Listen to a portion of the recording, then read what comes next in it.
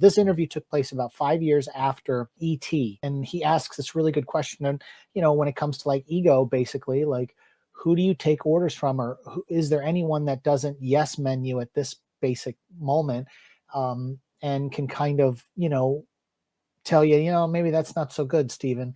And his answer is confirms something that I've known forever. I will share it. Here we go. Let's play this. Where if you're doing something, can someone say, Stephen, that stinks? I mean, it's very hard to get surrounded by a lot of people that say, my God, I can't tell him what to do, because they're into this Steven Spielberg stuff. I mean, do you got somebody who can tell you that, Stephen, this doesn't work, or this isn't right? Well, certainly the head of my company, Kathleen Kennedy, who started out as my secretary and worked her way up to my associate producer, then my co-producer, then the producer of E.T., and then she's run my company for the last 5 years. I mean, I pretty much listen to her now. I like to think she's my boss. And when I first started out, everybody gave me advice.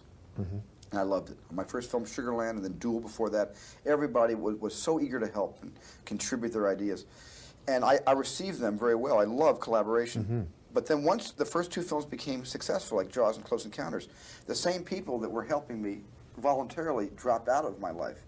And I guess felt that I knew it all or something like that. And I felt kind of abandoned, if you will. And I had to then work very hard to hire people who would help me make my movies, not just for their artistry, but for their candor. Is that I don't look to just hire people, just do a job and keep their mouths shut. I want to know what they think and how they feel about it. And we make movies in a very collaborative. When you talk to Richard and Holly, if you ask them the same question. Oh, they tell me, yeah. It's a real collaboration. I'm not a totalitarian auteur filmmaker.